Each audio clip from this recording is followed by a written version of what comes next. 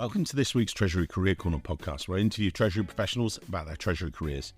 Each and every week, I'll talk to treasurers about how they built their careers, where they are now, where they see both themselves and the Treasury profession going to next. And a special thanks to Flywire, our fantastic sponsors.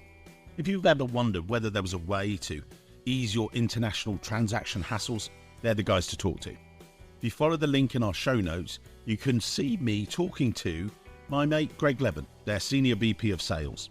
I get to ask Greg about who are Flywire and how they can help you and your Treasury team with your cross-border payment headaches. Just follow the link to the interview in today's show notes. And now, let's get on with the show. This week's show, I'm joined by Carol Thurnheer, the Manager of International Treasury at Haleon. Haleon are a world-leading consumer health company with a clear purpose to deliver better everyday health with humanity. Leading brands that they have are built on science, innovation, and human understanding. They've got a strong portfolio of brands and are well positioned to play a vital role for people across the world. They have oral health, they have over-the-counter medicines, pain, respiratory, digestive, and others. Carol will talk a little bit more about the business and how it came out of GSK and everything else later on in the show.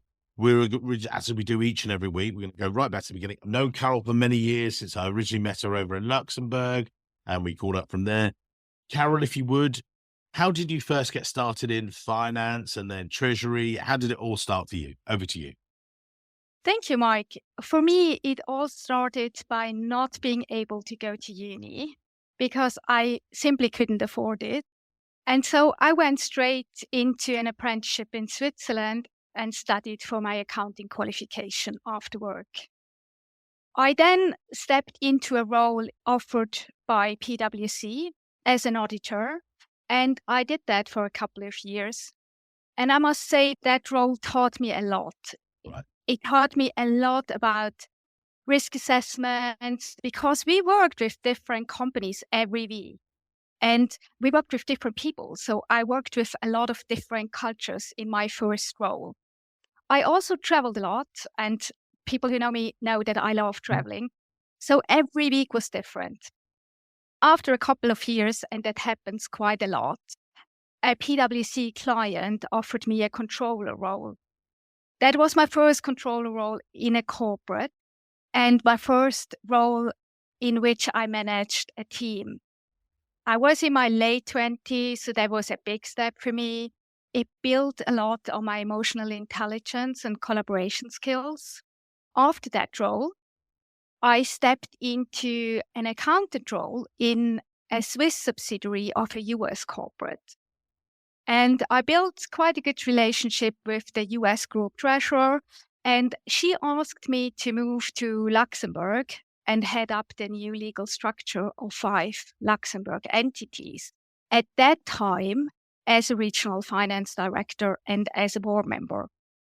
At that time, I was in my early 30s. Again, another big step for me, great opportunity, change of country, moving into an FD role. I was excited. I said yes without even having to think about it. Yeah. And being a board member was super exciting for me. I built my strategic decision-making skills. I had to communicate concisely, and my presentation skills built quite quickly. My employer set up a reporting structure as such that even I was a finance director, I reported into the group treasurer. So that was my first door opening into treasury. My group treasurer, based in the US, gave me access to quite a lot of treasury projects, which I took over more and more. And was that your first contact with treasury, or what was that like? My absolute first contact with treasury ever. I was a controller, I was an accountant, I was an FD. I had never any touch points into treasury. So that was my first touch point into treasury. It was such an exciting new work for me, right? I could analyze and implement projects and see how these projects add value to the business. Whereas before, I recorded transactions that already had taken place. So There was no change. Yeah. And then, so you'd found treasury. Yes, found treasury, the world of treasury, which we love. How did it then progress, or what happened then to draw you more into it as well? I then got promoted in 2009, I think it was, just after the financial crisis. I got promoted into a cluster finance role. So I started as a regional finance director at my 5 subsidiaries. In my cluster finance role, all of a sudden had responsibility for 15. So that promotion, as I said, came with much more responsibility, and I had to leverage my audit background. So I developed a treasury audit framework, and the purpose of that framework was to educate my FDs and FCs about treasury. That was one objective. And the second one was, of course, to ensure that subsidiaries comply with the treasury and accounting policy. I then enrolled that framework to Europe and Asia, for which I was responsible. And that also allowed me to travel to 17 countries. As I said before, traveling is one of the things I love most, and meeting people, different people. And just naturally, I built my treasury muscle. But while I was doing this framework. And then another big treasury project that came along my way was the implementation of a multi-currency notional pool that we implemented in 4 currencies.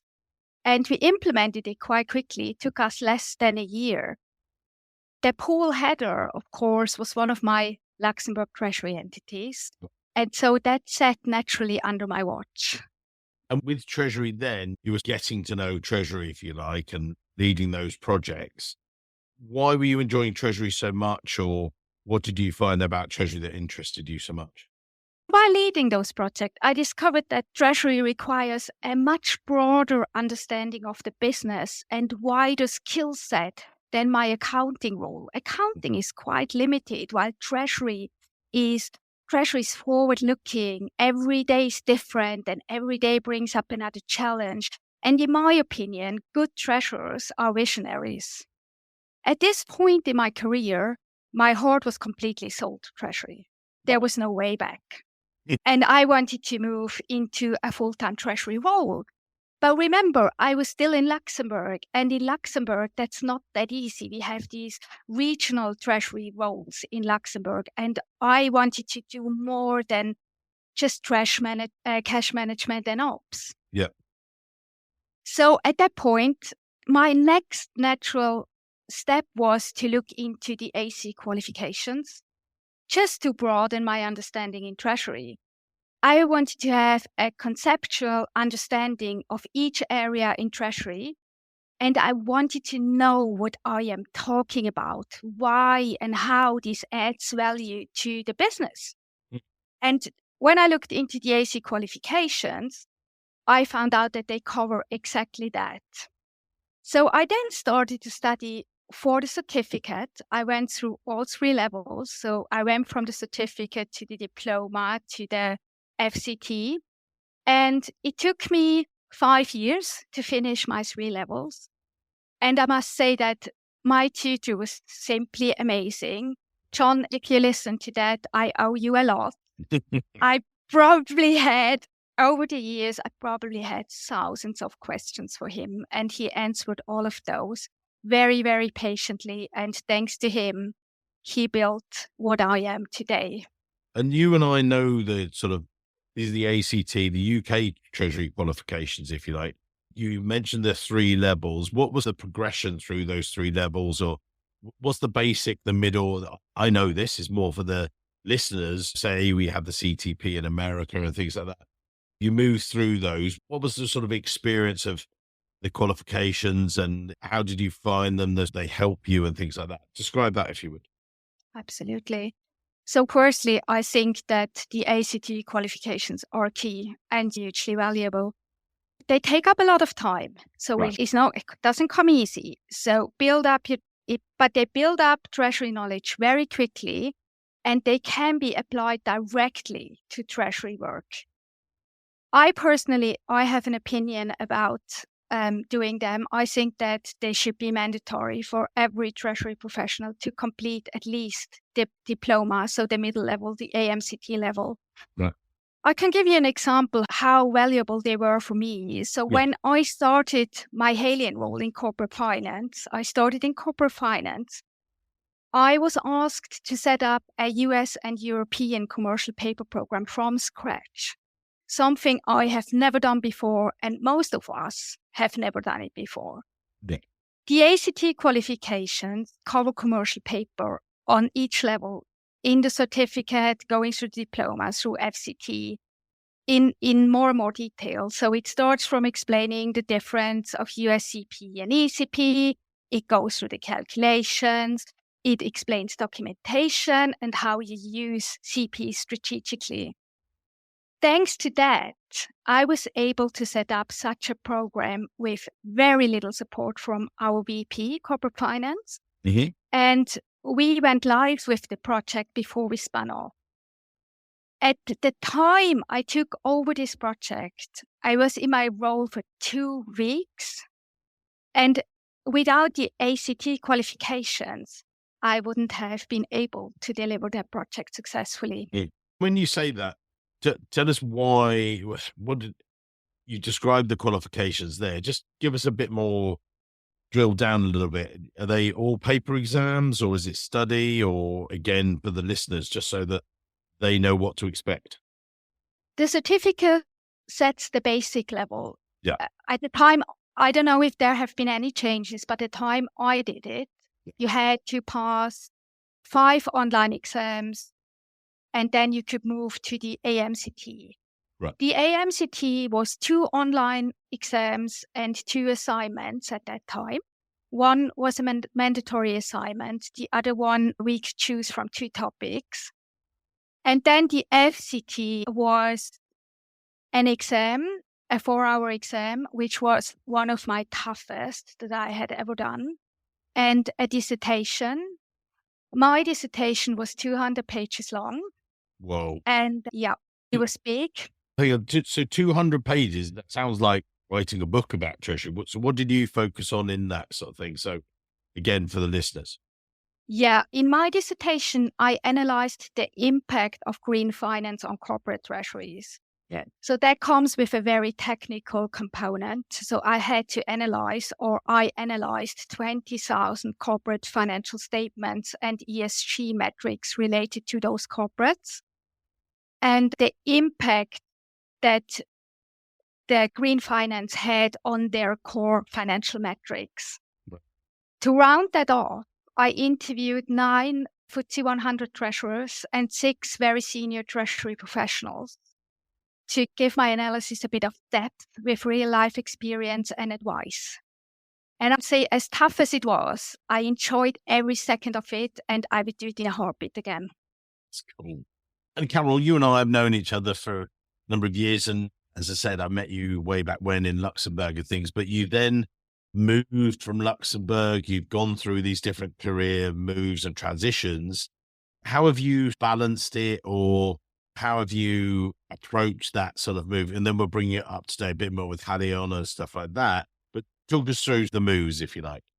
Yeah, navigating career transition is always a challenge, isn't it? Especially when you have to find a balance between your private and your professional objectives. Yeah. So before I could even think about applying to a role in London, which I wanted to do for a long time, I had to ensure that my partner is happy with that. I also had to ensure that the corporate that I want to go into and the role that I wanted matches my treasury career objective. So I had to give it a bit more thought, what I want to apply to. So it was always, I wanted to go into a large, complex corporate, ideally listed, with a big treasury team, living and breathing a growth culture aligned with my values. And I also wanted to go into a front office role. I had done a back office role for a long time. I didn't want to go into a back office role again. That was quite challenging to find that right next step. It took me a long time. I was job searching for 3 years until the perfect next step came my way. And it required a lot of resilience. especially when we go through rejection. So when I was working through my FCT, Caroline Stockman, the former CEO of the ACT, sent our FCT cohort an email telling us that the GSK Consumer Healthcare at that time, now Haleon, was hiring for the spin-off. So I thought, oh, okay, that might be my next step. And I was looking into the roles and I saw that very cool corporate finance role on the funding side. I applied for that in 2021, went through several interview processes, got the role, and then had to go through an even longer visa process thanks to Brexit. I started my new role in May 2022, new sector, new country, new lifestyle. And right now, I'm flying back and forth between London and Luxembourg every couple of weeks. Luxembourg, because my family still lives there, it was never a question that they come with me.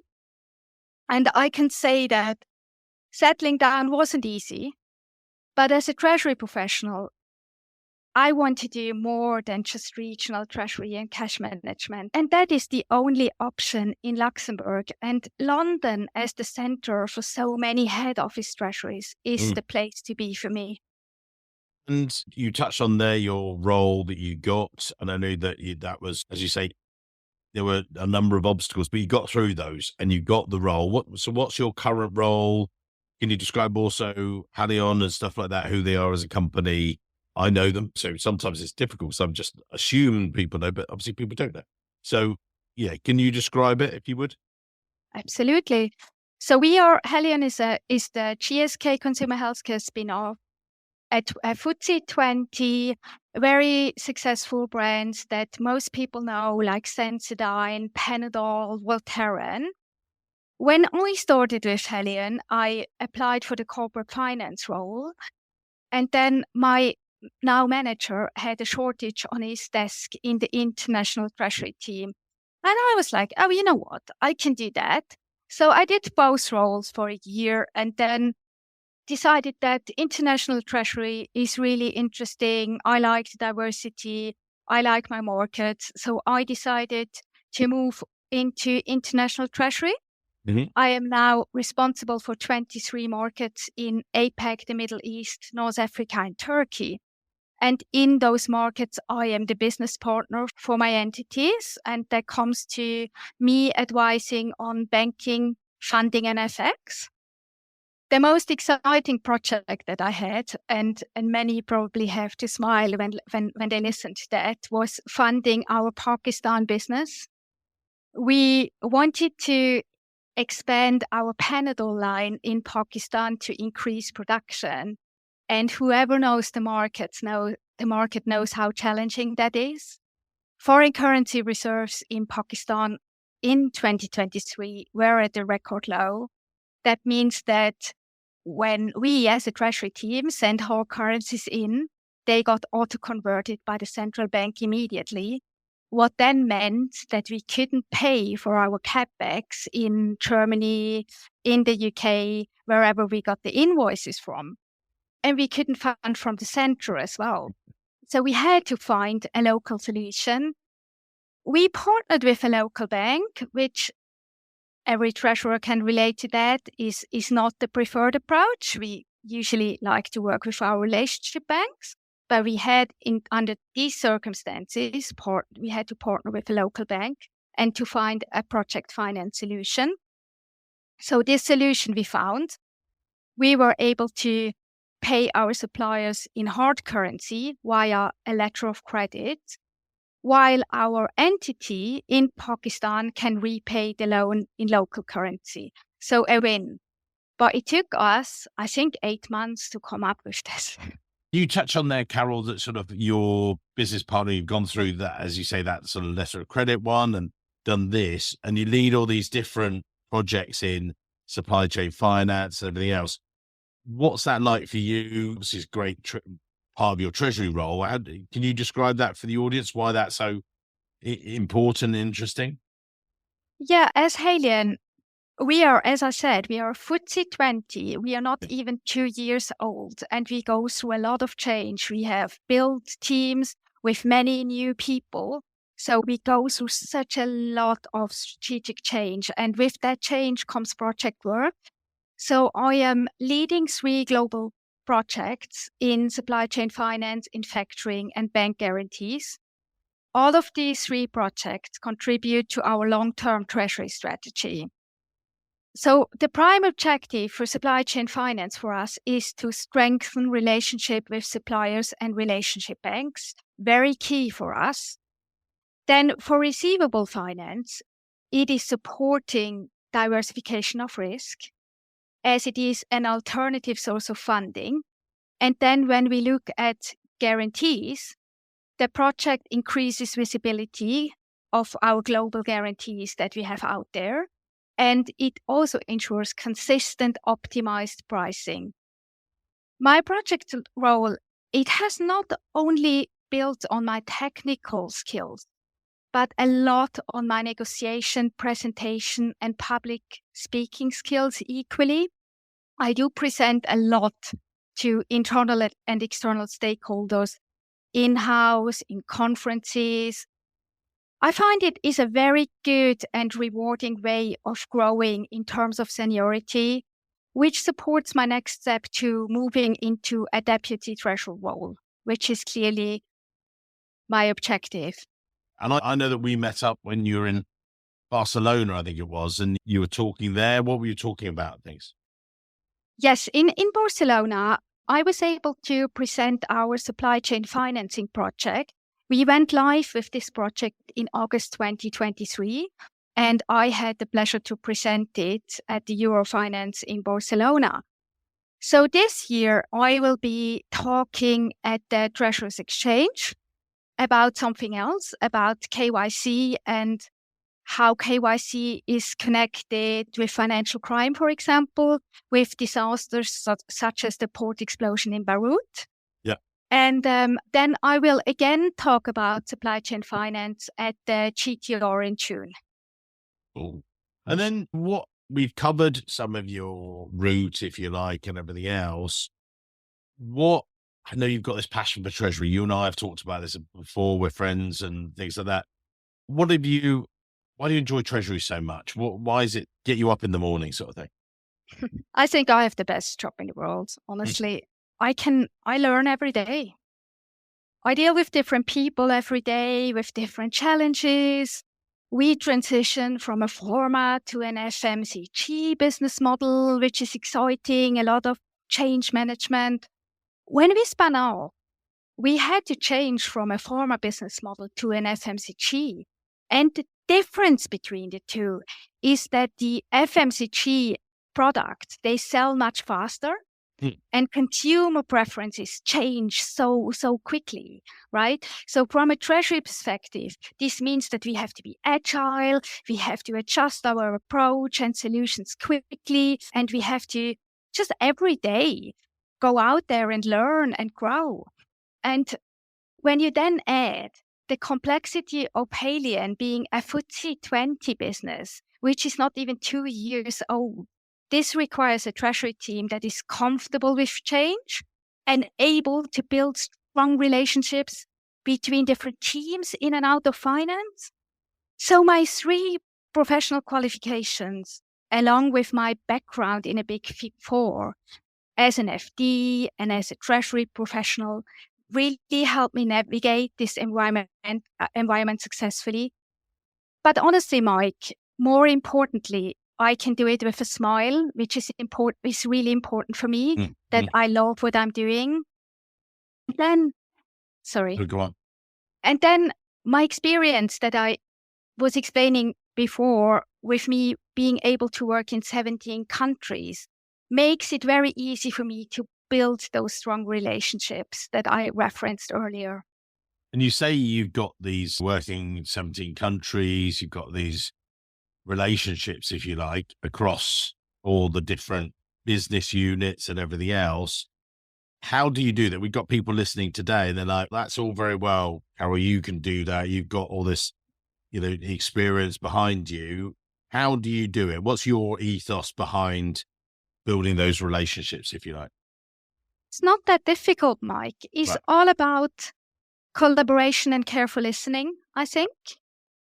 Yeah, so I give you an example how I do it in my markets. So I have 23 markets, and I have set up, when I took them over, I've set up quarterly treasury risk committees.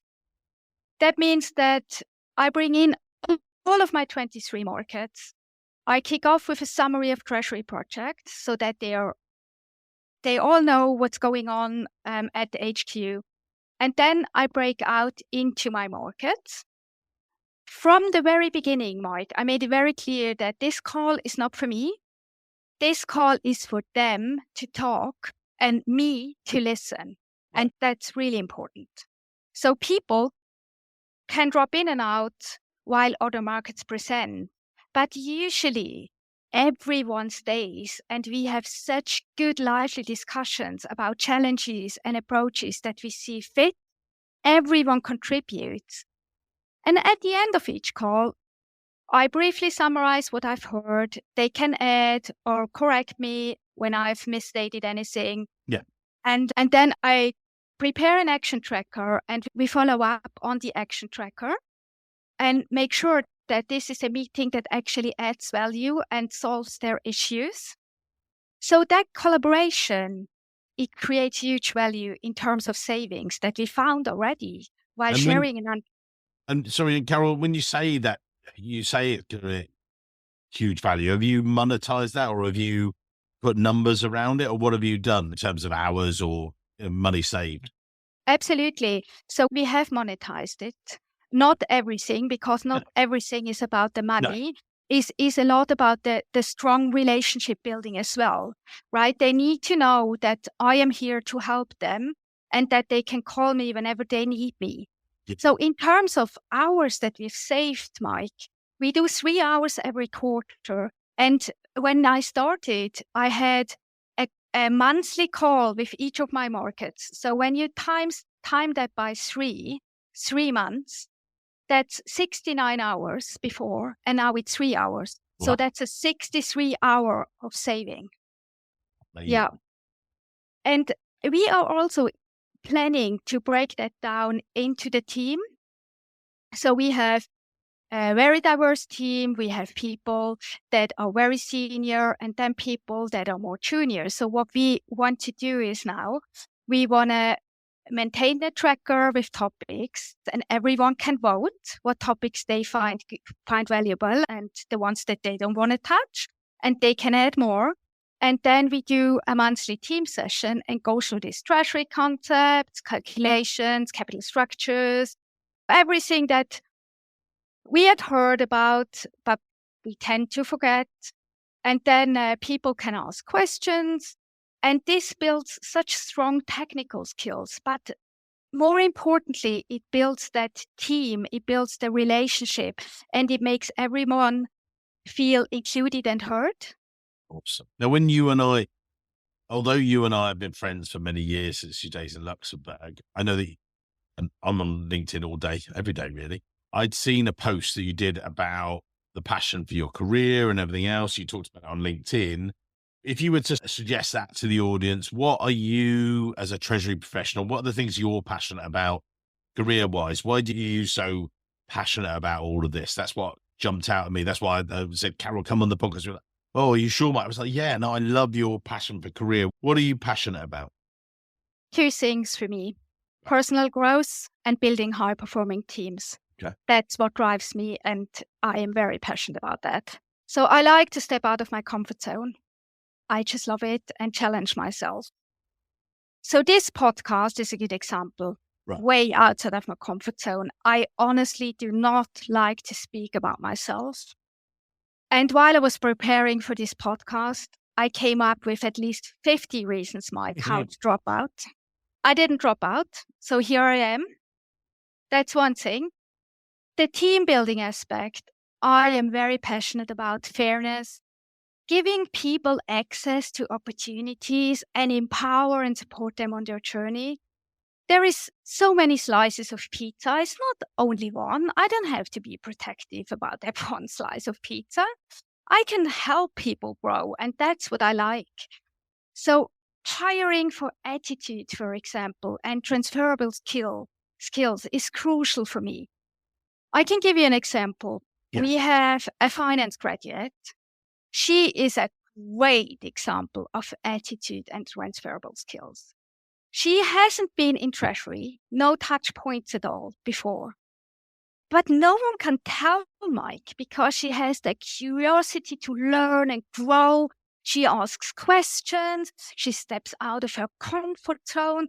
I ensure that she has access to me whenever she needs me. Yeah, I make sure that she can participate in as many conferences and social events as possible to build her treasury knowledge and network. And in return, she becomes stronger and stronger in her role every day. And that makes me look really good because she helps me achieve my objectives while, and that's again the most important thing, we have a lot of fun working together.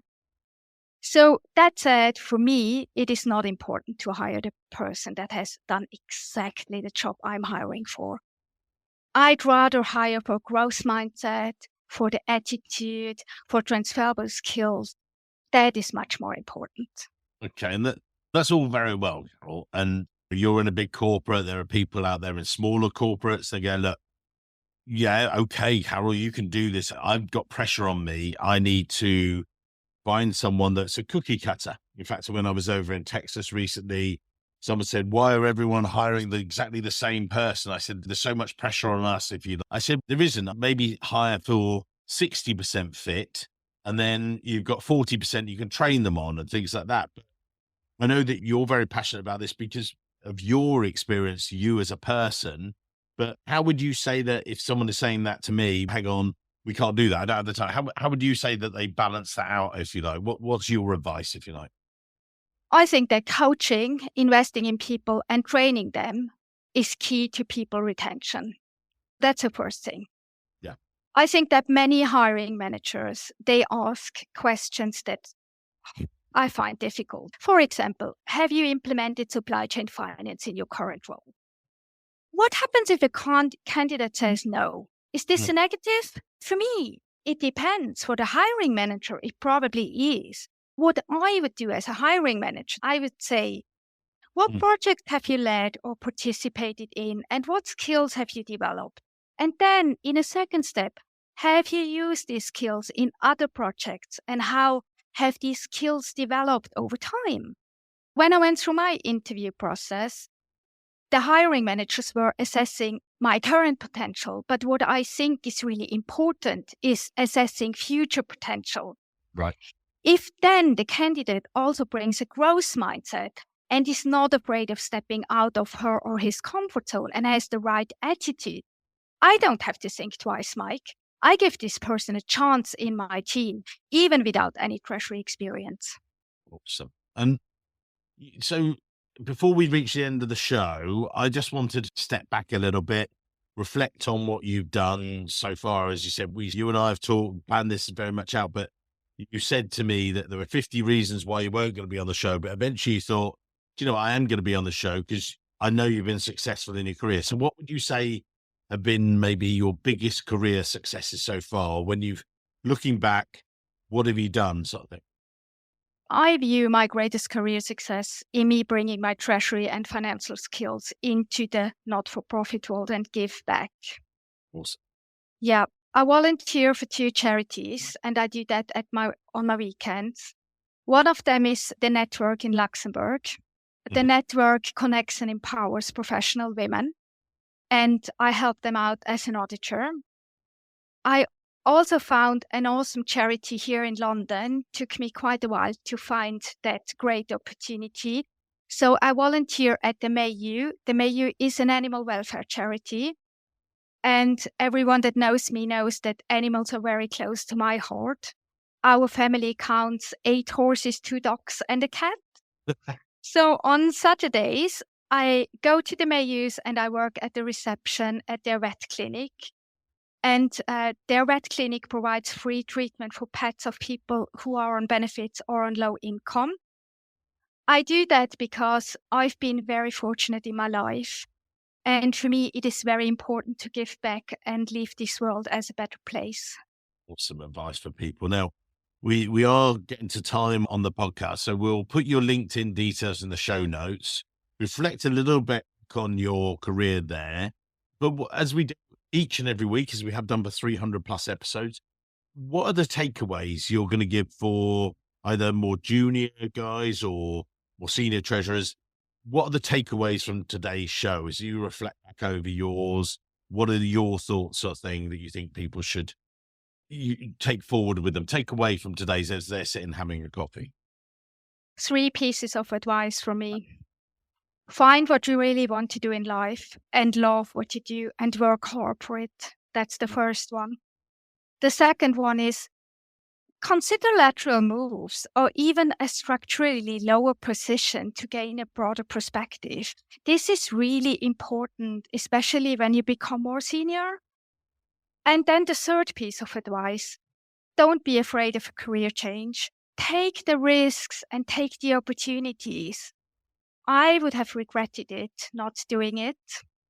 And then things always do not go according to plan. We all have that. It's not that Chinese story that you read on LinkedIn. When you have these setbacks, get up, shake off the dust, and keep going. It's not about the how many times you get knocked down. It's about how many times you keep getting up. Amazing. Absolutely. Carol, amazing. Thank you very much. And as you said, but to me before, you were slightly nervous about being on the show. There was no need. That was brilliant. Loads of great advice for people, particularly, I think, maybe in the more junior stage of the career, that you can pivot. You can do this. It's exactly as Carol's done. So we'll put your LinkedIn details in the show notes. I know there'll be a wealth of people wanting to connect to you. Thank you for your advice today and look forward to seeing you in real life very soon. Thank you, Mike. Thanks for tuning in to another great episode. You really enjoy it. Thank you very much. You make it worthwhile. Us recording them with these amazing treasury professionals right the way across the world, from the US, across the UK, across Europe. And there's lots more exciting guests to come and lots more live events. We love delivering this content. We get asked now, is this what you do? Do you just do content? Do you just do? No. The reason we do the content is to get to know you guys, to give you back the tips for success, if you like. But we're here to help you hire someone. If you need to recruit, call us, because at our heart, we are a treasury recruitment company. That's how we pay the bills. That's how we pay for the podcast. And that's what we're passionate about. We hear from you at events and things. Can we also help you find your next great role? Can we help you hire? The answer is yes. That's exactly what we do. Yes, we do our treasury salary survey at treasurysalary.com. That helps us know exactly how to benchmark not only your salary, but also when you're looking to hire, we know exactly what the market is paying wherever you might be, whether it's the US, UK, or Europe. We want to make sure that we are the best informed, that we're not just finger in the air. We always know. If you want to hire the best in treasury, don't hesitate to contact us. Go onto the website, treasuryrecruitment.com, or for the US, you can contact Joe Grabowski. Europe, contact the lovely Katie. For more senior roles and roles across the UK, reach out and contact me. Or drop any of us an email, joe@treasuryrecruitment.com, katie@treasuryrecruitment.com, or mike@treasuryrecruitment.com.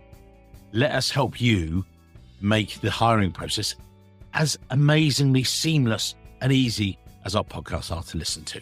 Thanks for your amazing support and looking forward to seeing you at either an event or a conference very soon, or just give me a call. Let's help you find the next role or recruit the next treasury professional. All right. Until next week. Many thanks.